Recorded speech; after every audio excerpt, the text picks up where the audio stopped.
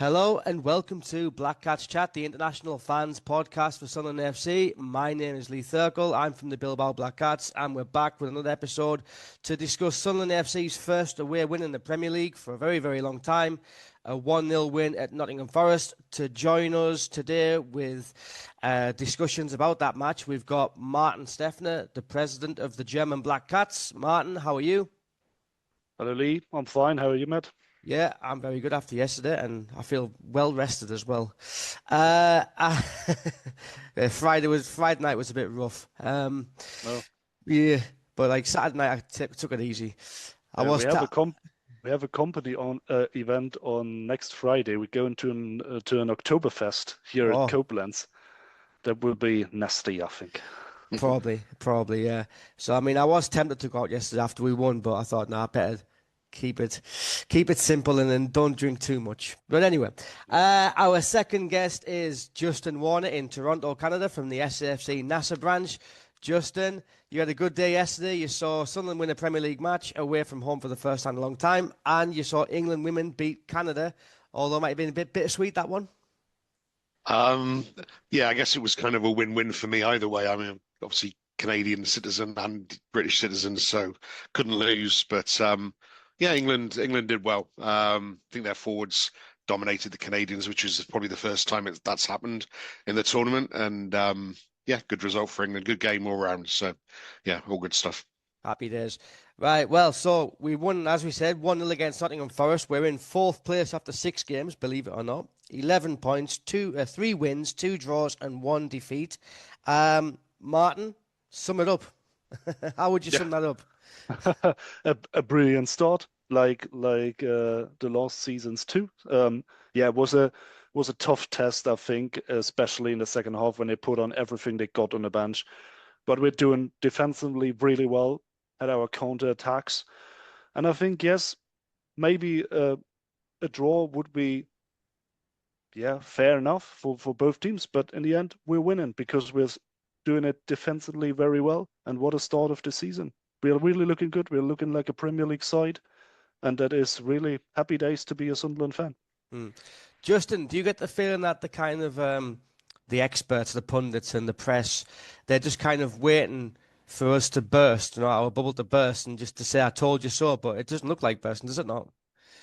Yeah, like you said, I think on Match of the Day, Mr. Shearer was eating humble pie, and yeah, I think the bookies still have us, I think, as second favourites to go down. But yeah, if we can keep these performances going, then don't get me wrong, there's going to be bumps in the road, and we've still got to play like Man City, Arsenal, Liverpool. So we'll see how we do against those sides. But certainly we're picking up points against teams that we should be picking up against, maybe with the exception of Burnley. But I mean, that was their first home game of the season, so perhaps to be expected. But yes, it's as Martin says, we're looking like a Premier side. So yeah, long may that continue. Yeah, you mentioned Shearer there. I was going to mention that later on, but now you mentioned it, I'll mention it now because like I was watching that and I was listening and because he said that normally it's one pundit picks a match and they discuss that match.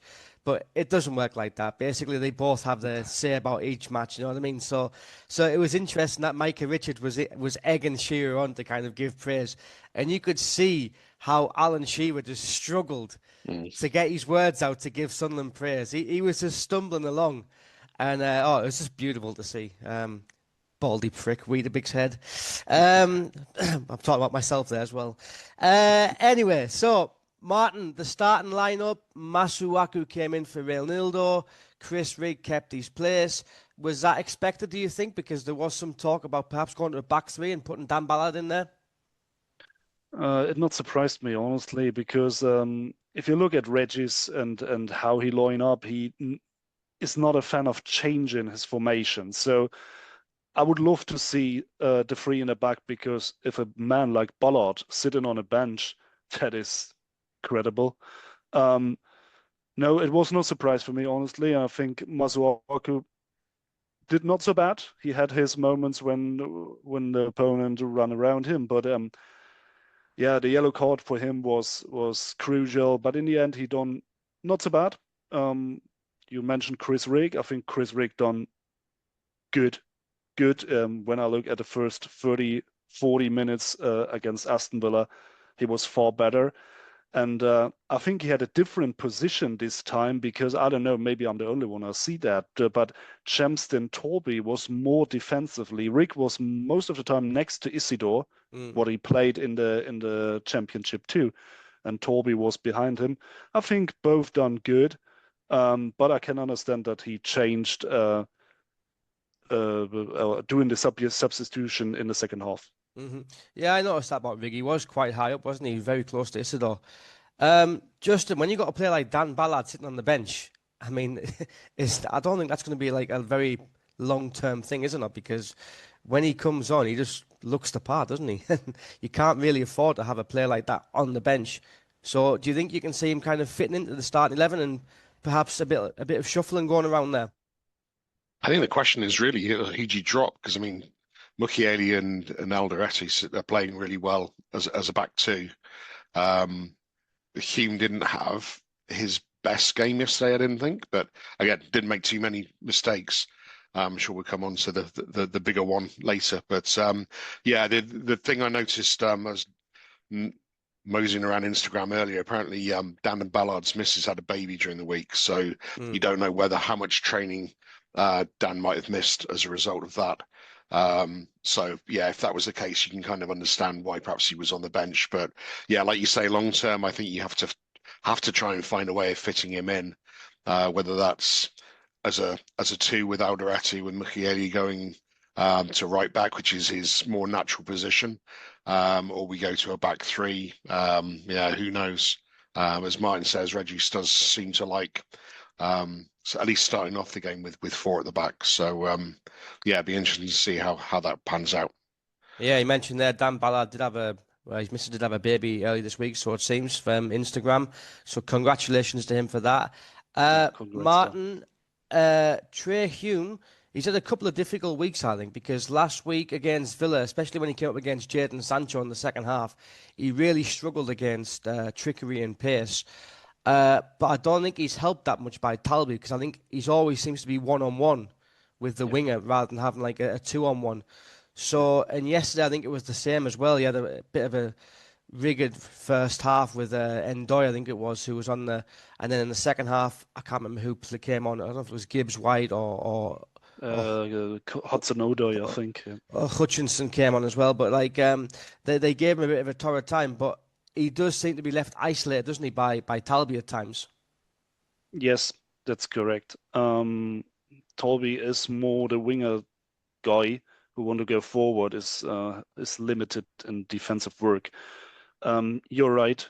Hume is a little bit of struggling, but honestly, if you look at his matches, he was not free for international matches.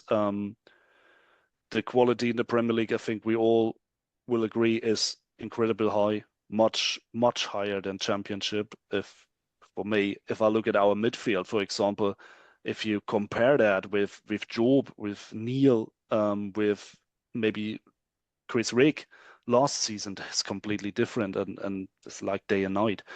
So yes, they gave him time. I think that's good, but yes, he was a little bit struggling. But in the end, it is like it is in last year's in Sunderland. He stays on the pitch and try to prove himself. Yeah, and Justin, obviously that first half, Nick Barnes made a good point during the week in the press conference to Labrie, saying that we hadn't scored a goal in the first half this season. We have now. We have now, yeah, we have now. So like, I didn't really notice that because obviously with the jubilation of being so high in the league, but it was true that we hadn't scored in the first half. But I had a feeling that yesterday we would get a good opportunity to score in the first half because of the way Ange Postecoglou likes to play. So, what did you make of that first half and the goal when it came? Well, I mean, we started off really well. I mean, they had sort of like I think they had the kickoff and they had possession immediately. But I think the first 5-10 minutes we looked comfortable and were creating some reasonable opportunities. But yeah, I mean, Ange Ball he's famous for his sort of all-out attack and sort of leaving things open at the back, which is kind of playing to our strengths, really. I mean, that's really how we're set up, is to defend and counter. So yeah, like you say, you had the feeling that we were going to get those opportunities. And now that we finally have a dead ball coach, it does seem like our dead balls are becoming a little bit more threatening as well. And that came to be the case with the goal from the somewhat dubious free kick. But to be honest, it wasn't the first time that a Forest player had fallen over with limited or no contact.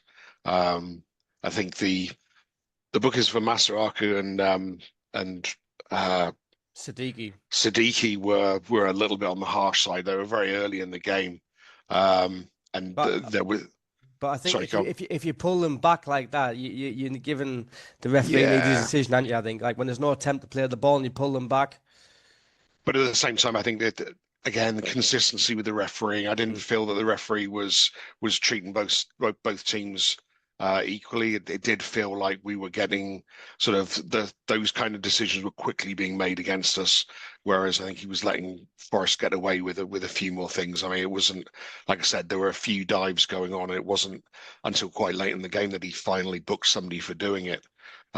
So yeah, it would be nice to see a little bit more consistency. But yeah, generally I thought we looked like we had a good structure. Their threat, I mean, obviously have Chris Wood up front, so it was always going to be a battle for particularly Mukiele when he was up against him in the air, because he's a good plays well at centre back, but he's not the tallest guy in the world. So that was always going to be a challenge for him. But I thought the midfield was steady. I mean, Xhaka had a great game, probably man of match for me.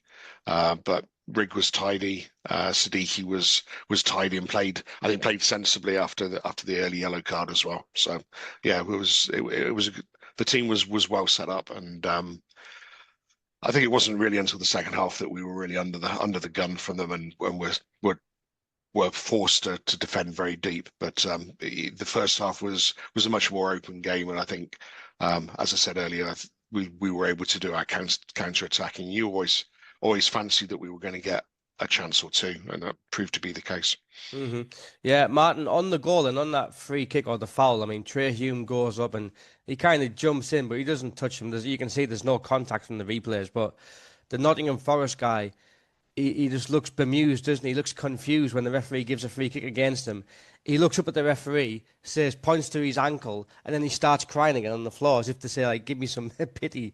But I think, listen, if those are the rules and the referee is quite clear that it was a dive, then I think the rule is now that it's a free kick and a yellow card for the other team. It's a free kick for the other team and a yellow card for that player. Do you think that's the correct decision from yesterday or not? Yeah, yes. In the end, I would say yes. I can understand the decision, but of course, we are talking from the Sunderland perspective. But that free kick was brilliant. That was studied in training, and Alderete to run around. Nobody mentioned him. Nobody see him. He scored. That's a point for me. I think yes, it is. Yeah, well, you have discussions about that. I can understand it that if I would be in that situation, I would say that that's never a free kick. I can understand it is. It is a tough decision by the referee, but I think it is. Yeah, as you said, he was sure, and it looks like a dive. He done nothing. So, and in the end, that's the rules. But for me, and that is the most important, that free kick was not, Granit Xhaka hammered it in or something like that. That was studied in training, and that was fantastic. That is the point for me, not the foul. You can play good defense, and the goal, well, they will not score the goal, but they're doing really well, and that free kick was really well. So I say, yes, there was maybe a doubtful decision, but the free kick was fantastic. Mm-hmm. No, and just on that free kick, I mean, I think it was like the commentators or Kevin Phillips at halftime made a point that it's very unusual to go with an in-swinger from that distance. because normally they would go with an outswinger like towards if Dan Ballard was playing like later in the second half when Dan Ballard came on, they were putting in free kicks at outswinging rather than in swingers. So I mean, we mentioned that the set piece coach obviously worked on that, but I predicted at the start of the season when Alderete signed that he'll get a few goals this season from set pieces. Okay. So because no, you can see, can't you, that he attacks the ball really well, doesn't he? Yes. Yeah, and I think the like you say, the way the ball was moved into the box allowed him to make that run. I mean, they obviously claimed offside. He was clearly onside. It was just a very well timed run, very well timed delivery, and I thought to start with their goal, had saved it because he got, I think it hit the top of his arm. I thought it was going to go over, but yeah, nice to see it nestle in the back of the net, and yeah, a deserved lead. I think at that point in the game, I think I thought we definitely shaded the first half. Yeah, and it could have been two, couldn't it, Martin? Isidore had a very good chance, didn't he? Yeah. I mean, it came from nothing, just like a ball bouncing. On another day, that goes in the back of the net, and it could be 2-0 at half time. Yes, absolutely. I just want to say, because you said he was clear onside, the German commentator said it was offside until he waited for the VAR decision. Yes, I think Wilson looked really good. He was the best striker we got for this kind of play, nothing for his plate. Same with Brobbey. I think in the first half we were not so far away, and we are really played really, really good. As you mentioned, Sadiki, I'm a huge fan of him. I think he is the next big thing in football. He was limited with the yellow card, but that is fantastic. And in the first half, I think we deserved to score. They were seventh in the league last year, but they had no chance until I think short before the halftime whistle. 60-something minutes. Yeah. I think that they said that was their first shot on target. Yeah, and that's what I say. We deserved to lead in the first half, and in the second half, honestly, if they put everything on what they got on the bench, yeah, for every team it's good. It is critical to defend that, but in the first half, I think that was fantastic play. I think it was a very good goal. Deserved to lead. In the first half, I have nothing to say against. Mm-hmm. Yeah, Justin, as the old saying goes, but for Sadiki, the new chant, it is 71% of the earth is covered by water and the rest is covered by no Sadiki. And I think that's a pretty fair assessment, isn't it? Because he gets around the pitch, doesn't he? He's got an incredible engine on him. Yeah, I mean, he's just all over the place. And you got to remember the kid's only 20 years old as well. I mean, that's a very, very mature performance for somebody who was booked in like the first 15 minutes of the game. I think it was even earlier than that. It was maybe eighth minute, yeah. 8th or 9th, yeah. Yeah. So I mean, to put in that kind of performance in the role that he's being asked to do, I mean, he is the midfield destroyer, and he really just runs around and harries constantly for the entire game. So yeah, for him to put in that performance on a yellow card at 20 years old is incredible. As Martin says, I think he's got a very big future ahead of him. Yeah, and there was one point where Roofs actually picked out a great pass down the middle, split their midfield and forward line. Sadiki picked it up and just drove forward. And we need that kind of player in the team. The only thing I would say about the midfield is that we need to get a few more midfielders chipping in with goals, I think. Wouldn't you say, or not? Yeah. Well, yeah. I mean, it'd be nice to get, particularly the wingers. I think the wingers haven't really, considering that the wingers are set up to cut in from the wing, and a la Patrick Roberts and Jack Clark or Romain Mundle come inside on their strong foot and have a foot or make the have a shot or make the pass. We're not seeing that an awful lot at the moment. So yeah, it would be good to get the wingers and the midfielders involved a little bit more. But hey, I'll take a season of 1-0 wins. Yeah, absolutely.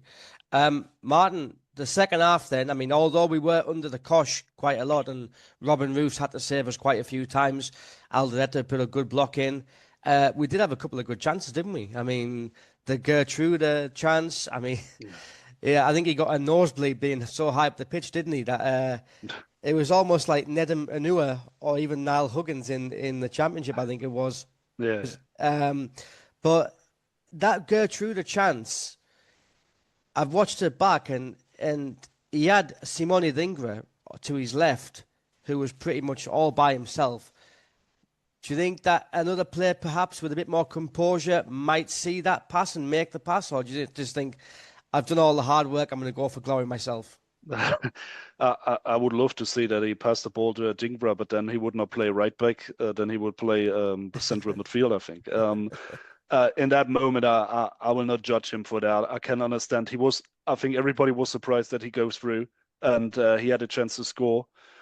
Point on Dingra, and that what Justin said. A winger, like you said, is Dingra. I think when he came on, he looked good. Completely different for me to Traore. He's a winger like that. He played good in the first matches, but now he's waiting for his minutes. I'm a little bit surprised of that, but that maybe was plan of the match, where the plan was give them possession. Let's stay compact in the defense, look good, and wait for your chances, and then go forward with players like Tolby, with Enzo Lefebvre with a pass. Isidore is not slow. I think the time for that wingers will come. Maybe if Mundell is back, maybe for Traore it's the same, that they can move forward. To ask your questions, in the second half we had our chances, and until they make the changes, we definitely look good. Sometimes we miss the last pass, but overall, until they do the change, I think we started struggling about the 65 minutes, 65th minutes, but until that, I have to say that was really good, and we had our chances to score a second one. Yeah. Yeah. On that point of wingers, Justin, I mean, he's playing Lafille on the left and he's playing Rig in the middle. Do you think Lafille might be better off in the middle and perhaps bringing Adingra back into the team on the left wing, so that we have two options on the benches, Dan Neil and Rig, if we need subs? I think it's possibly an option for at home when we might need to be attacking a little bit more. I think the mentality away from home really is to keep it tight and be defensively strong. And I think Lefebvre obviously gives you that bit more protection, particularly from Masuaku. I mean, and even when Ronaldo is fit, Lefebvre allows him to overlap. It's not Lefebvre doing very much of the attacking. It's more Ronaldo breaking down the wing. So I think that's a conscious decision by Labrousse, I think, to try and keep it tighter away from home. But yeah, like you say, I don't know that. I mean, Rig had a solid but unspectacular game yesterday. It wasn't like against Villa. I thought he played really well and was putting in some good passes until he got taken off. He didn't really do anything in that ilk yesterday. I think he was, like I say, he was solid. Put the effort in, was available for the ball, but didn't really do a great deal. I think Lefebvre has that little bit more flair. But I think I don't know whether he has the same perhaps steel that you would need in central midfield. But yeah, it's nice to have options, isn't it? That's the thing. We certainly can't bemoan the fact that we have options either off the bench or in the squad. Yeah. I think Chris Rig is still learning this type of play as well, this style of play, because he's a player that likes to have lots of touches on the ball. A centre midfielder, they love to have touches, same as Dan Neil. And I think with the way that we play, and we only have, 35% possession or whatnot, he's not getting many touches. So when he does get a touch in a tight space, he is a bit on edge. I think he's a bit anxious, and sometimes his first touch goes a bit amiss. And I think that's the difference of having someone like Granit Xhaka in there, who has been around the block for years and years, and he's kind of comfortable not having the ball, but he knows how to control. He knows how to trap it dead. But I think Rig yesterday, some of his touches were a bit nervy. We got caught out as well a couple of times in that middle of the pitch or Trey Hume area. But anyway, there was another chance, Martin, in the second half. There was once again, Gertrude got played the ball, and I was just like yelling at the TV for him to shoot. But then he decided to dribble it along the box, passed it to Lafie passed it to somebody else, and I think it was Siddiqui, and then Siddiqui went out wide to Traore, and Traore decided a left foot tame shot into the keeper's arms. Again, you've got to try and be, I don't know, more braver in these situations, and you're away from home. If you get a good chance in that area, you got to take a crack, right? Take a shot. Absolutely. Can only agree with that. That was a little bit like carry the ball into the goal. Yeah, be brave, do the shot. Can only agree with that, yes. Yeah. Justin, and obviously towards the end of the game, it was backs to the wall. Lots of chances. I mean, it was like basically, heart attack time, isn't it? It's like we're thinking, why do we do this? But to be fair, over the 90 minutes, considering that it was Ange Postecoglou's first game at home as Forest manager, he'd want to get a win in his first game. The atmosphere was probably quite intense as well. The boys do deserve a hell of a lot of credit for sticking it out, don't they? I absolutely. I'm just glad I got my new blood pressure medicine on Friday because yeah, it was it was certainly up there to the last 15 minutes or so. Yeah, I think Martin said at the beginning, this was one of the games that sort of you figured was going to be one of the tougher ones for us. So like Villa and Forest were going to be hard games for us. They're both teams that did very well last year. They didn't lose too many players or have too many changes to their squad. I obviously have Forest have changed their manager, but yeah, you kind of had the feeling this was going to be probably our toughest test so far this season, and yeah, we stood up to it. I mean, it was like you say, backs against the wall. It was hard watching. We desperately needed that second goal to go in, but yeah, you can't fault the team for the effort. And once again, the subs came on, and it was, I sort of said before that it's nice to see when our subs are coming on. There's no like diminishing of quality on the field. We're able to keep doing what we were doing previously. It's just with fresher legs. So yeah, I think a big one coming up next week with Man United. Hopefully get Amorim sacked, but we'll take another performance into the international break. Hopefully. Yeah. Martin, there's one player that we have to talk about. It was his 33rd birthday yesterday. Granit Xhaka. I mean, you can just tell he's such a brilliant player for us. He's what we need, isn't he? Yeah, he is. He is a absolute brilliant player, a true captain. We had an interview, for those who don't know, with a German youth player, Elias Lenz, and at that time, Granit Xhaka was, I don't know, 8 weeks in the club, and he said the atmosphere around him is special. He's a special guy, a special player. His way of playing is leading. He's coming in. What I said, I was impressed with him from the first time when he came in and the club shared a video on social media. He knows every player. You look, they played championship. I don't know every player in the German second league, but he came in. Knows Trey Young, knows Luca 9, knows Ricky. He's fantastic. And yesterday, I think he was really, really good against Aston Villa. And yesterday, he was brilliant. A true leader on the pitch. Mm-hmm.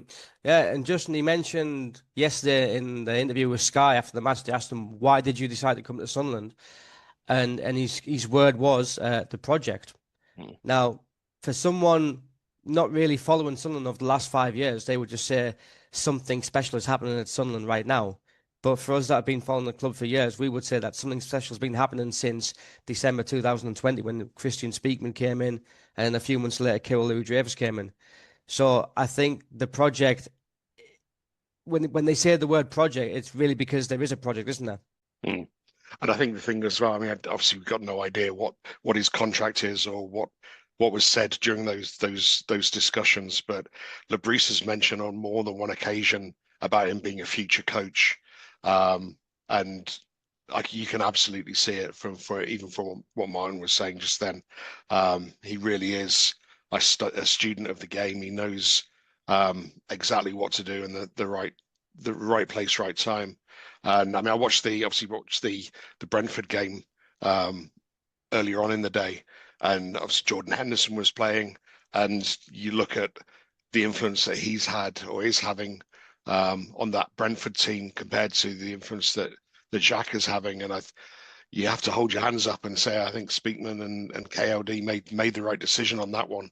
I mean, I think all would have loved to see Jordan Henderson back at the club, but Xhaka is definitely the right man at the time. Yeah, I think you'd also get a couple more years out of Xhaka than you would with Henderson. You certainly hope so, yeah. Yeah, I mean, yes, mind you, I did see Henderson play a brilliant ball for Brentford's first goal yesterday against Hmm. Man United. But no, on Xhaka, I mean, Martin, one of the things that impressed me yesterday was that he picked up the ball in the middle of the pitch and he had space to run into, but he had two players behind him, two of the Forest players behind him. He had two options. One was to basically move forward, push forward with the ball and try and dribble. And the other one was basically hold it, turn back, and start again. Now, some players would probably go for the first option, who would try and drive forward, but probably get caught out. He knew that he didn't have the pace to get upfield quick enough before they stopped him. So he basically waited for them to come, turn back, and then pass the ball to Alderete, I think it was, and we start again. And that's the most important thing about that midfield, isn't it? Is that having that person to make those decisions and the composure to do that. Yeah, yeah. I want to say something about Granit Xhaka because every time, unfortunately, is a German thing. Maybe I don't know how it is abroad, but every time you hear about England, it is they're going over for money. And I can say here in Germany, we all know that he had an offer from a Saudi Arabia team. We are not paying better than Saudi Arabia. Definitely not. So I'm believing him that he's saying, I'm coming for the project. I'm coming because I talked to Dreyfus and he said in an interview with his magazine from Switzerland when he talked the second time with Kurulu Dreyfus, he said to himself, Granit, you have to do this. Um, so I think he is a fantastic guy. Everything I hear, he's a fantastic guy. And what you said about is he give that midfield what we not have. So I will not judge Dan Neil for being 23, 24 and don't know how to play that. And I think yes, we want to all see our promotion heroes playing. Me too, but they are all young. They can all learn. I know it is hard for Daniel to sit in on the bench, but he can learn so much from Granit Xhaka. And I'm pretty sure when the AFCON will come, Daniel will get his chance to play next to Xhaka. But Xhaka's, I was not sure how he will help us, but now I see him on the pitch, and I have to say they done all right. He's getting better and better, and he's a true captain on the pitch. Hmm. Yeah, no, absolutely. Justin Wilson Isidore, I think he's actually adapting quite well to the Premier League. I think he's getting more involved in our build-up play as well. Whereas last season we might have been a bit frustrated that he wasn't involved a lot. He was going missing at times. He would get knocked off the ball. But this season, I'm starting to see him more involved. He's winning headers. His movement's better.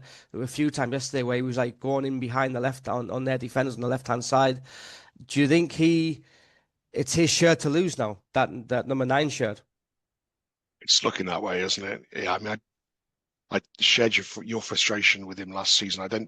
Didn't think he was the best in the air at all last year. I mean, he was hardly remember him winning any headers in sort of in midfield, and obviously won headers in the penalty area when it was sort of shots on goal. But as part of the hold up play or flicking the ball on for other players, he very rarely won any of those headers. It just seemed to be his timing was constantly off on those, but he seems to have improved on that, and he seems to be better at holding the ball up and bringing other players into the play. Feels a bit sorry for my ender because I mean I thought he started off okay, but that miss against Burnley seems to have done for him, unfortunately. And now it looks like Robbie is probably second choice. So yeah, like Martin says, you sort of hope that the players from last season are able to come through and come good. It's a squad game. It's a long season. There will be injuries. Everybody's going to have to be involved. But yeah, I think it certainly looks like Wilson is certainly the starting man. And like you said, sort of about halfway through that snapshot he had on the turn that just dragged wide of the post was classic Wilson Isidore. I mean, it's sort of conjuring up a chance almost out of nothing. So yeah, I think he'll be the starter for a little while. Yeah. Yeah, no, I think Brian Brobby looked actually quite decent when he came on. He had a couple of good moves as well. Right, Martin, there was a stat yesterday which came up which said Dan Ballard and Nordi Mukiele are in the top 3 defenders in the Premier League for the most clearances, I think it was, with the other person being Virgil van Dijk. So it's nice to have Dan Ballard and Mukiele up there in the top 3 as the best defenders in the league at the minute. Yeah. Absolutely, and it is a tough battle for that 2 places in central defense. I think Alderete was fantastic yesterday. Mukiele looked a little bit shaky, but still good. And Dan Ballard came on. I think he was struggling, but as I said, they put on 5 offensive players for the draw. So yeah, fantastic defense work this season until now. Yeah. Well, we haven't got much time left, but we've got Man United next week away. Man United are currently, 17th, where they finished 14th. How are they 14th? But anyway, they are 14th. Justin, we'll go there with confidence, I think, because we're playing well, and I reckon we can either get another draw or even catch a win there, because they don't look United at all, do they not? No, I mean they're playing 3-4-3, which doesn't really seem to suit them, and Amarin doesn't seem to be capable of changing that. They looked poor yesterday. I think it's if we get a goal against them, I think you'd fancy our chances to come away with points. So it'll be an interesting one. But certainly not the fear of going to Man United that you would have had like 4 or 5 years ago. Or even before then, yeah. Martin, one final thing before we finish. It was nice to see Luke O'Nien back in the bench yesterday. Yes, it was. I love Luke, and I hope he will get involved in the Premier League.